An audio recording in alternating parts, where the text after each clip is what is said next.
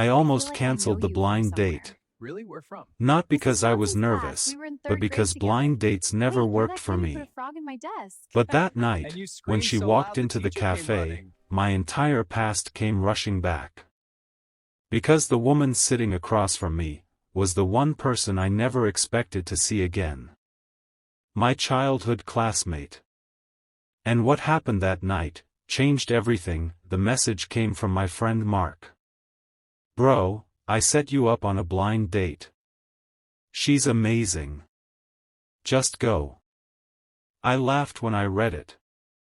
Blind date? Seriously? But Mark wouldn't stop texting.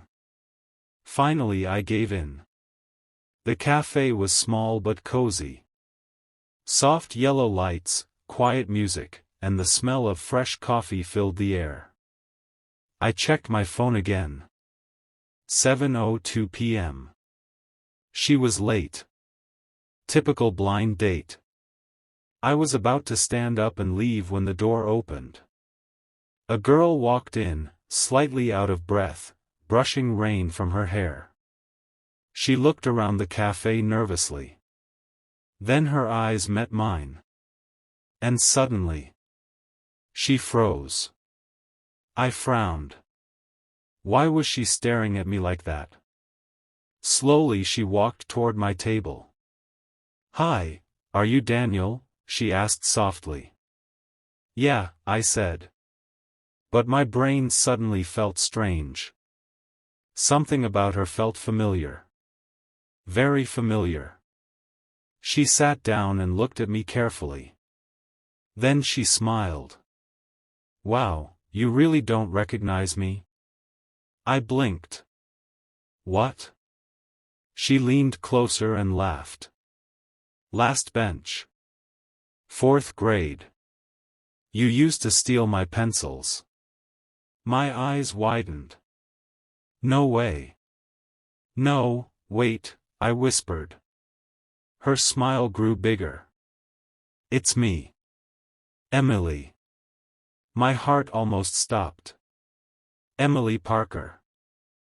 The quiet girl from my childhood class. The girl who used to sit behind me every day. The girl who cried when she had to move away in middle school. The girl I never saw again. And now, she was sitting across from me on a blind date. I leaned back in disbelief. This is insane, I said. She laughed. I thought the same thing when Mark showed me your picture. Wait, you knew it was me? She nodded. Of course. You look older, but you still make the same confused face. I covered my face and laughed. This can't be real.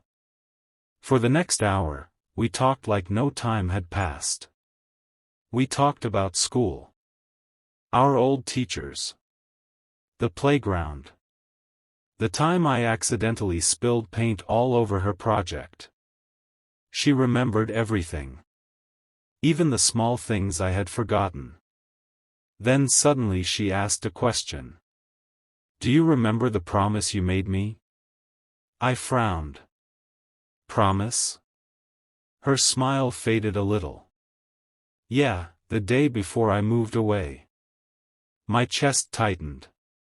Something in my memory stirred. But I couldn't remember. I'm sorry, I said slowly. I don't. She looked down at her coffee. Then smiled again, but this time it felt different. It's okay. But I could tell. It wasn't okay. And I had the strange feeling that this blind date was more important than I realized. After the cafe closed, we decided to walk. The rain had stopped, leaving the streets shiny under the city lights. For a while, neither of us spoke. Finally I asked. Emily, what promise were you talking about? She kept walking quietly.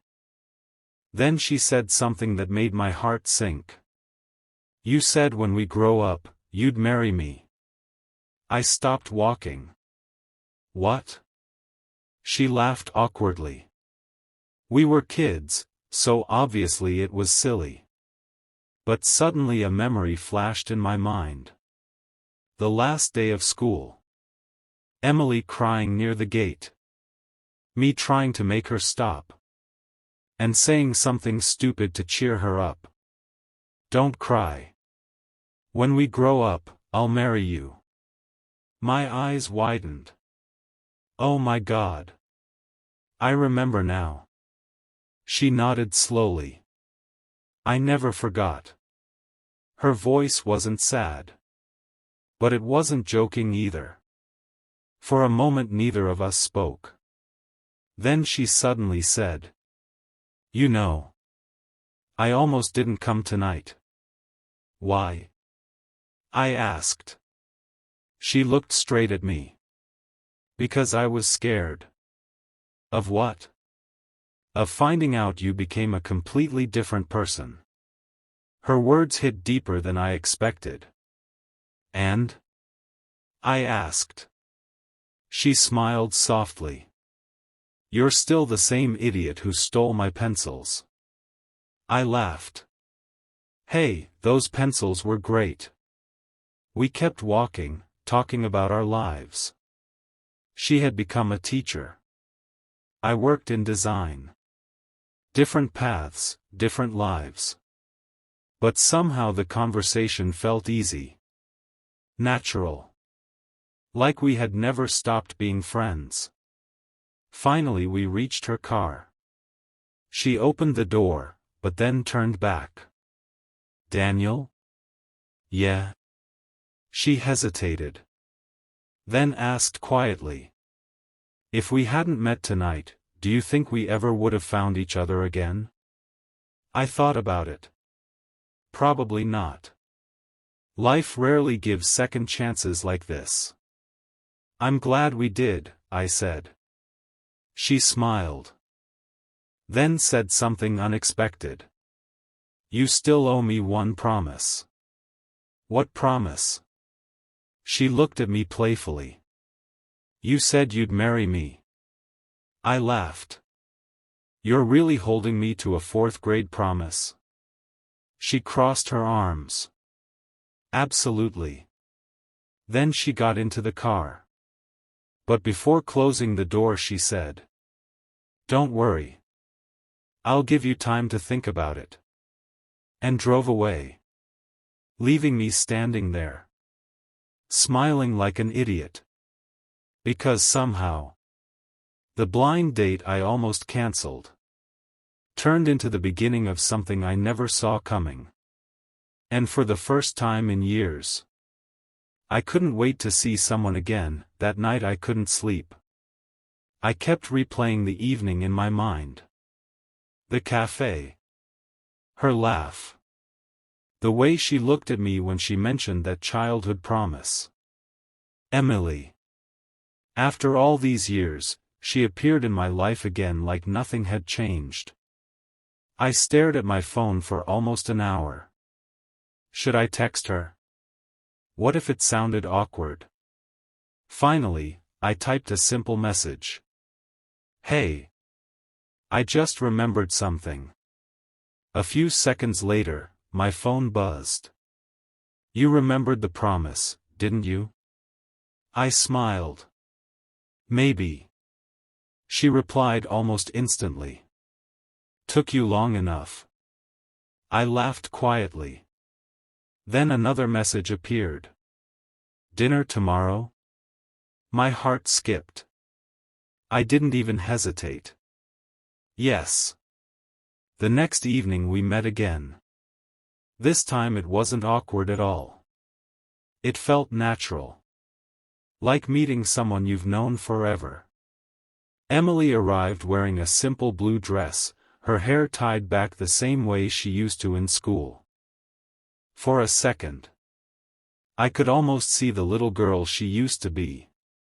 "You're staring again," she teased. "I'm just trying to figure out how you didn't recognize me first," I said. She raised an eyebrow. "Oh, I recognized you immediately." "What?" She nodded. The moment I saw your picture. I blinked. Wait, so you agreed to the blind date because it was me? Maybe, she said with a small smile. We sat down and started talking again. But tonight felt different. More personal. More real. At one point she suddenly asked, "Do you remember the day I moved away?" I nodded slowly. "I remember you crying." She laughed softly. "You gave me your favorite toy car that day." I was surprised. "You still remember that?" She reached into her purse. Then placed something small on the table. My eyes widened. The same tiny red toy car. "You kept it?" I asked in disbelief. "Of course," she said. "Why?" She looked straight at me. "Because it was the first gift anyone ever gave me." For a moment I didn't know what to say. The little toy looked old now, scratched and faded. But she had kept it all these years. "Emily," I said quietly. She smiled. "I told you. I never forgot." We walked outside again after dinner. The city lights glowed around us. Then suddenly she asked something serious. "Daniel, can I ask you something honestly?" "Sure." "If we had never met tonight, would you still be happy?" The question surprised me. "I think so," I said carefully. "But it would have been a different kind of happy." She looked curious. "What do you mean?" I took a breath. "Before tonight. I didn't know something was missing." Her eyes softened. And for the first time since we met again, she looked a little emotional. "You always knew how to say things like that," she said. "I do?" She nodded. "You were the only kid who defended me when other kids teased me." I frowned. "I barely remember that." "Well," she said quietly, "I do." We stopped walking. For a moment the world felt strangely quiet. Then she asked softly, "So, about that promise?" I smiled. "You're still not letting that go, huh?" She shook her head. "Nope." Then she stepped a little closer. "Do you regret making it?" I looked at her. The same girl from my childhood. The same smile. The same warmth. But now, she was someone new too. Stronger. Beautiful. Real. And suddenly I realized something. Maybe this wasn't just coincidence. Maybe some promises wait years to come true. So I smiled and said, "No." Her eyes widened slightly. "No?" she repeated. "No," I said again. Then I added with a grin, "But I think we should probably go on a few more dates first." She laughed. A bright, genuine laugh that made people around us turn their heads. "Deal," she said. And as we stood there under the city lights, I realized something strange. Sometimes life takes people far apart, only to bring them back together when the timing is finally right. And this time, I wasn't planning to lose her again.